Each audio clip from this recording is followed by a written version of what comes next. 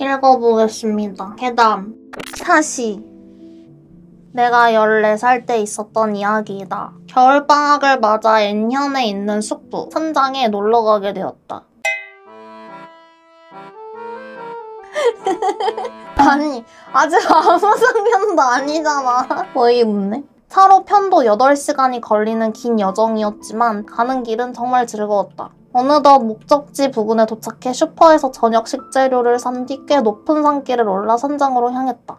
조금 내려간 곳에 두세 개의 다른 선장이 보였는데 사람은 오지 않은 듯했다. 배경부터 개무섭죠? 저녁은 정원에서 바비큐를 먹었다. 평범한 싸구려 고기였지만 역시 숯불에 구워 먹으니 맛있었다. 나는 한우 먹을 건데 크루쿠쿠. 곱창과 해산물, 야채도 구워 먹고 곱창 있으면 좋다. 정말 최고의 저녁 식사였다. 앉았어. 한우가 더 맛있어. 심야가 되자 무서운 이야기로 흥을 돋우었다. 문득 숙부가 기억이 난 듯 뒷산에는 절대 들어가지 마 라고 중얼거렸다. 동네 사람들도 잘 들어가지 않는 곳이라고 한다. 근처 선장 사장님이 옛날에 뒷산에서 목을 메어 죽었다고 한다. 아니 그런 소름 끼치는 이야기를 들었는데 절대 들어가지 않을 거야 라고 그때는 그렇게 생각했다. 그렇게 새벽 5시까지 놀다가 드디어 다들 잠자리에 들었다. 방 안으로 들어오는 햇빛에 눈을 떴을 때는 이미 12시가 넘은 시각이었고 목이 말라 1층으로 물을 마시러 갔다. 내 방으로 돌아와 베란다로 나가 의자에 앉았다. 경치는 바로 뒷산을 바라보고 있었는데 문득 방 안에 망원경이 있다는 것이 생각났다. 그게 왜 생각나냐고. 자연의 경치가 보고 싶어져서 망원경을 들고 베란다로 갔다. 30분 정도 넋을 놓고 쳐다보고 있었는데 마침 뒷산 나무들을 바라보고 있을 때 시야에 뭔가 움직였다. 머리는 반들반들하고 계속해서 온몸을 흔들고 있었다. 이 동네 사람인가? 춘? 아 이게 왜 사진이 있냐고. 실화인가봐. 이거 사진 있는 거 보니까. 손에는 낫을 들고 있다. 그런데 이상한 건 이 한겨울인데도 불구하고 알몸이라는 것이다. 이런 축제가 있나? 하지만 한 사람밖에 없었다. 생각이 혼란스러워서 여러 가지 생각이 머리에 떠올랐다. 그 움직임을 보고 왠지 모르게 상카이주쿠가 생각났다. 상카이주쿠.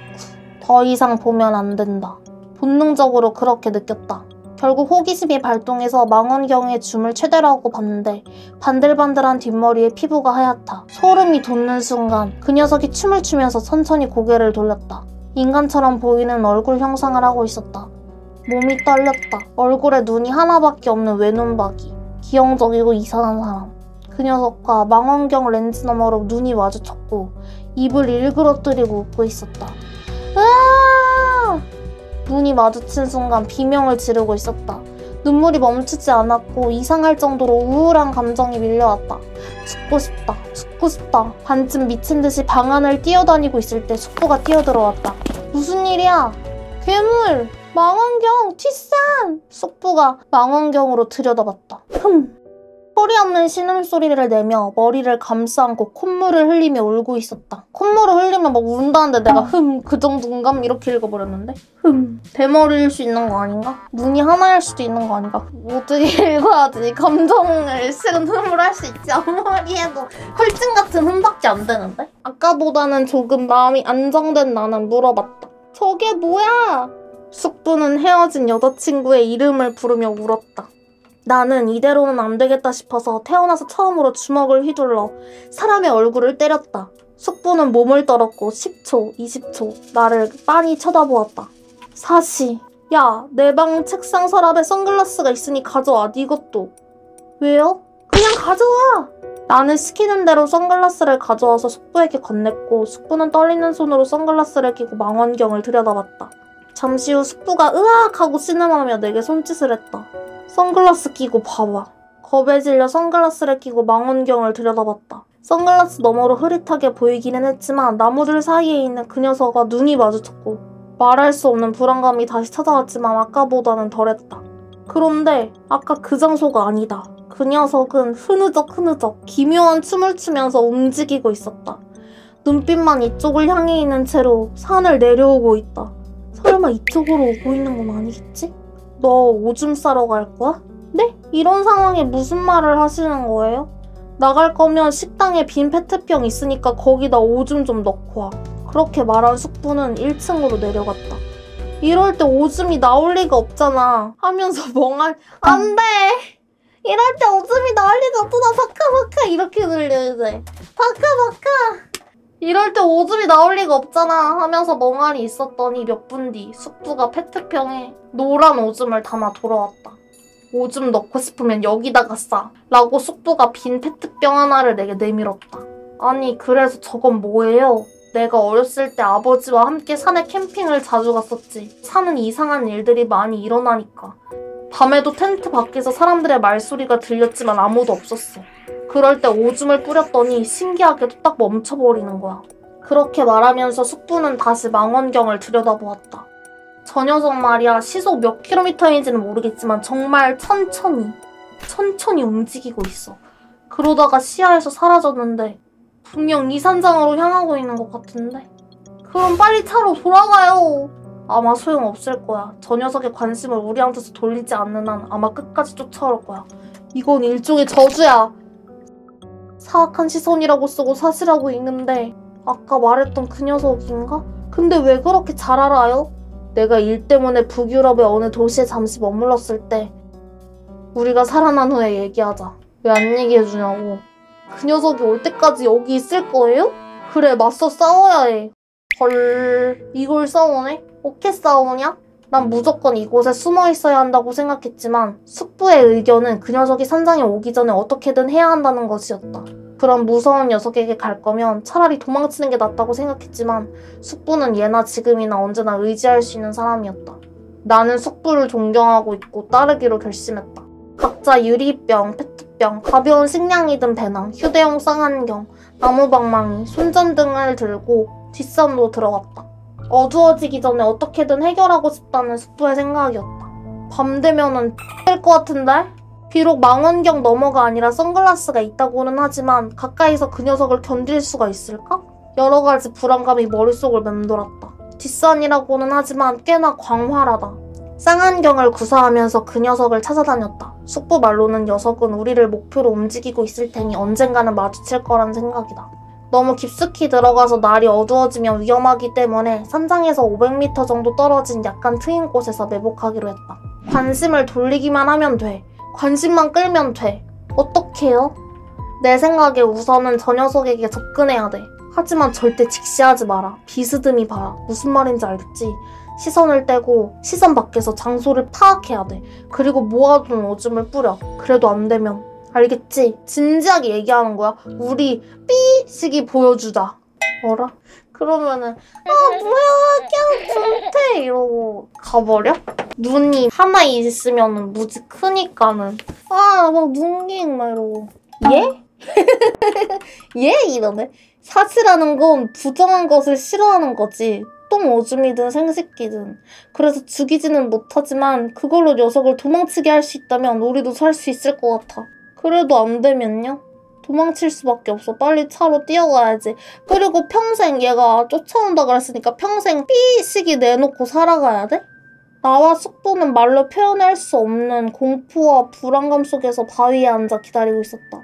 교대로 쌍안경을 보면서. 시간은 4시를 넘어섰다. 형 일어나. 내가 10살 때 사고로 죽은 1살 어린 남동생의 목소리가 들렸다. 형 일어나 학교 늦겠다. 시끄러워. 3분만 더 잘게. 형 일어나지 않으면 죽어. 잠들었나 보다. 안돼. 잠든 거야? 말도 안 돼. 그 공포와 긴장감 속에서 잠들었나? 옆에 있는 숙보도 자고 있었다. 미쳤어. 자면 안 돼. 잠이 오냐고. 말이 안 되지. 서둘러 깨웠다. 숙보는 벌떡 일어났다. 시계를 보니 5시 30분이었고 주변은 거의 어두워지고 있었다. 식은땀이 흘렀다. 땡땡아 들려? 목소리. 노래? 신경을 집중해서 귀를 기울이자 오른쪽 전방 몇 미터 앞에 수풀에서 목소리가 들렸다. 점점 이쪽으로 다가오고 있다. 미녀 같은 노래를 부르며. 무슨 말인지 알 수 없었고 섬뜩하고 높은 목소리였다. 공포감에 머리가 아찔했다. 어떤 느낌일까?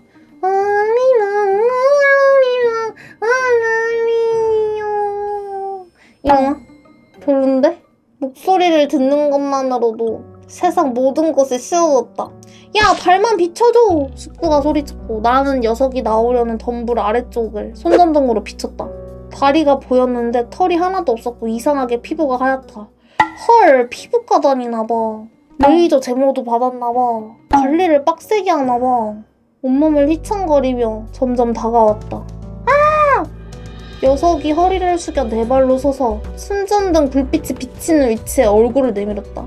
개소름 돋아 미친. 직시해버렸다. 안 되는데? 낫과 같은 감정이 몰려왔다. 죽고 싶다. 죽고 싶다. 죽고 싶다. 이런 얼굴을 볼 바야 차라리 죽는 게 낫다. 헐, 너무해. 너무 말이 심해. 이건 얼평 아니에요? 미친, 너무해. 의미를 알 수 없는 끔찍한 노래를 부르면서 네 발로 기어서 갓 태어난 말 같은 움직임으로 다가왔다. 너무 기괴해. 오른손에는 녹슨 낫이 들려있었다. 정말 혀라도 깨물고 죽을까라고 생각한 그때 뿌르르르르르 숙부의 핸드폰이 울렸다.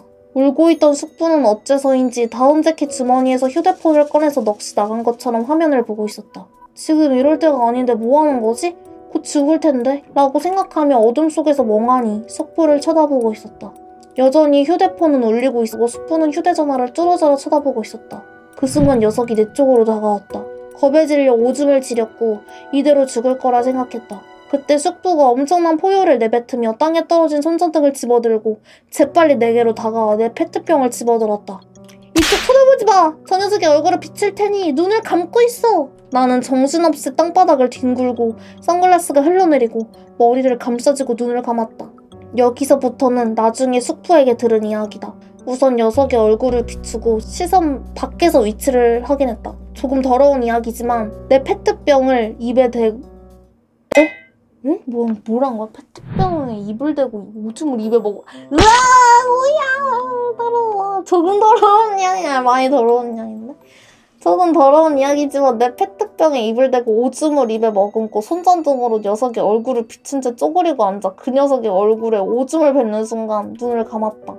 오줌은 안개처럼 흩어졌고 마치 말이 울부짖는 듯한 비명소리가 들렸다. 다시 오줌을 더 많이 왜 그렇게 뿌려야 되는 거야? 그러면은 좀 약간 미스트 공병이나 아니면 분무기 그런 데다가 담아갈 수 없었던 건가? 선장이라 마땅치 않았나? 귀신 입장에서도 아 진짜 오줌이 더러워서 피하지 무서워서 피하냐 이러고 피했나봐. 다시 더 많이 머금고 내뱉었다. 계속 내뱉었다. 녀석의 눈에. 괴물은 못 볼 거를 봤는데? 진짜 못 볼 걸 봤네. 아까보다 한 단계 더 높은 비명소리가 들렸지만 아직도 거기에 있었다. 아니... 다급해진 숙부는 바지도 속옷도 벗고 자신의 사타구니를 손전등으로 비추었다고 하는데 아마도 그 녀석은 그것을 본 것 같다. 아니 진짜 이거는 귀신 편을 들어야 될 것 같은 게 너무 테러인데? 이거는 원한이 없다가도 사는 거 아니야? 이게 퇴치법이 맞아? 아, 내가 귀신이어도 저 분명 저주하겠다. 진짜 이거는 원한을 사면 사는 게 맞는 것 같은데? 이거 귀신 입장도 들어봐야 될 것 같은데? 손전등으로 사타구니를 비추었다고 하는데 아마도 그 녀석은 그것을 본 것 같다. 말은 알아듣지 못했지만 엄청난 저주 같은 원망 섞인 말을 내뱉고 등을 돌렸다. 그럴만합니다. 나는 거기서 고개를 들고 있었고 숙부의 불빛이 녀석의 등을 비추고 있었다. 무엇이 무서웠냐 하면 녀석은 물러설 때까지도 섬뜩한 노래를 부르며 몸을 흔들며 천천히 움직이고 있었다. 마치 지팡이를 짚고 걷는 노인의 보행 속도와 같았다. 우리는 그 녀석이 보이지 않을 때까지 가만히 손전등을 비추며 바라보고 있었다. 언제 뒤돌아볼지 모르는 공포를 견디며 영원할 것 같은 고통과 공포의 시간이 지나고 결국 녀석의 모습은 어둠 속으로 사라졌다. 우리는 산장으로 돌아갈 때까지 아무 말도 하지 않고 묵묵히 걸었다. 안으로 들어서자 숙부는 모든 문이 잠겼는지 확인하고 커피를 끓여주었고 커피를 마시면서 겨우 입을 열었다. 별로 먹고 싶지 않은 입맛이 뚝 떨어져요. 이윽고 띄엄띄엄 사시에 대해 이야기하기 시작했다. 숙부가 북유럽의 어느 도시에 머물고 있던 어느 날의 일이다. 현지에서 친해진 통역도 할 수 있는 기술자 동료 남자가 재미있는 것을 보여주겠다고 했다. 숙부는 인기척이 없는 골목으로 끌려갔다. 스트립쇼 같은 곳인가 하고 생각했다고 한다. 숙부는 뒷골목에 있는 지저분한 작은 집으로 안내되어 들어갔다가 깜짝 놀랐다. 겉모습은 초라했지만 집안은 전혀 달랐다. 한눈에 봐도 고급품임을 알 수 있는 카펫, 탕아리, 귀금속류, 향긋한 냄새도 풍기고 있었다. 이유를 모른 채 안쪽 작은 방으로 안내되었다. 그곳에는 초가 켜져 있었고 60대 정도로 보이는 남자가 앉아있었는데 이상한 것은 집 안에 있는데도 선글라스를 끼고 있었다는 것이다. 현지인의 말에 따르면 사시의 소유자라고 한다. 사시는 전 세계에 광범위하게 분포되어 있는 민간시랑 미신 중 하나다. 아기를 가지고 상대를 노려봄으로써 대상이 된 피해자에게 저주를 걸 수 있다고 한다. 사시의 힘에 따라서는 사람이 병들고 쇠약해져 죽음에 이르기까지 한다고 한다. 숙부는 이 사람도 그런 마술사 같은 사람일 거라고 농담삼아 설명을 듣고 있었다. 그랬더니 앉아있던 남자가 숙부의 동료 남자에게 귓속말을 했다. 남자가 말하길 숙부가 믿지 않는 것 같으니 조금이나마 힘을 체험하게 해주자고 했다. 숙부는 이것도 하나의 재미라고 생각하며 승낙했다. 잠시 후 다른 남자가 숙부의 동료 남자에게 귓속말을 했다. 지금부터 당신을 묶어놓겠습니다. 오해하지 않았으면 합니다. 그만큼 제 힘이 강하기 때문입니다. 당신은 난동을 부릴 것이고 저는 한순간 내 눈으로 당신의 눈을 바라볼 겁니다. 할 일은 그것뿐입니다. 숙부는 아마도 눈에 뭔가 무서운 수술이라도 하고 있는 게 아닐까라고 생각했다고 한다. 정말 눈이 못생기게 망가진 것일 수도 있고 컬러 콘택트일 수도 있다. 아니면 향에 어떤 환각제 같은 효과가 있는 건 아닐까? 라고. 묶여있는 게 싫었지만 친구인 동료 남자는 정말 믿을 수 있는 사람이었기에 응했다. 의자에 묶여있는 숙부에게 남자가 다가갔고 친구는 뒤를 돌아보고 있었다. 남자는 조용히 선글라스를 벗고 숙부를 내려다보았다. 정말이지 오늘 그 녀석을 봤을 때와 같아졌어. 보는 순간 죽고 싶다는 생각이 들었어. 아무튼 세상 모든 것이 싫어지더라고. 쳐다본 건 고작 1, 2초밖에 안 됐지만 말이야. 어떤 암시나 최면 같은 수준은 아닌 것 같아. 친구의 말에 따르면 그 사악한 시선의 남자는 돈만 있으면 살인도 할 수 있다고 한다. 숙부가 귀국하기 일주일 전쯤에 그 사시의 남자가 죽었다. 남자는 X촌에서 의자에 묶여 죽어 있었는데 바닥에는 똥오줌이 널브러져 있었다고 한다. 헉! 남자는 엄청난 힘으로 밧줄을 찢고 자신의 두 눈알을 도려내고 죽어 있었다고 한다. 헉! 뭐야? 그건 좀 무섭다. 아까도 말했듯이 악신은 불결한 것을 싫어해. 오물을 뒤집어 쓴 채로 스트립이나 성행이라도 보여줬나? 나는 한마디도 할 기력도 없이 이야기를 듣고 있었다. 아까 그 괴물도 사시의 소유자였다는 뜻일까? 숙부는 내 생각을 읽은 듯 말을 이어갔다. 저 녀석이 정말 괴물이었는지 아니면 그런 식으로 길러진 사람인지는 모르겠다. 다만 그 녀석으로부터 도망치는 것만으로는 안 된다는 생각이 들어서. 의외로 경이나 부적 같은 것들보다 인간의 몸에 그런 것들이 더 효과적일지도 몰라. 나는 이야기를 들으면서 동생의 꿈이 떠올라 숙부에게 말했다. 동생이 도와준 게 아닐까? 라고. 나는 울고 있었다. 그럴 수도 있겠지. 땡땡이는 너보다 똑 부러졌었으니까. 내 휴대폰이 울렸던 거 기억나지? 그거 헤어진 여자친구한테서 온 거야. 근데 이산 주변에서 휴대폰이 터질 리가 없잖아. 지금 당장 산을 내려가자. 이 산장도 팔아야지. 빨리 여자친구에게 전화하고 싶다. 숙부는 쑥스러운 듯 웃으며 커피를 다 마시고 일어섰다. 이 사실을 물리치려고 무슨 짓까지 했는지 여자친구가 알게 되면 절대 재결합할 수 없을 텐데. 나는 내용에 괴담이 없네요. 이게 오줌 발사. 이게 너무 강렬해서 나머지는 전부 기억이 나지 않게 돼버렸어. 키 오줌 발사. 살려면 어쩔 수 없었대. 과연 악심한 똥오줌을 싫어하는 걸까? 대체 어떤 취급을 받고 있는 걸까? 그러게 누구든 묶어놓고 막 똥오줌 뿌려대면서 스트립쇼 보여주면은 누구든 싫어하는데? 됐지. 성공!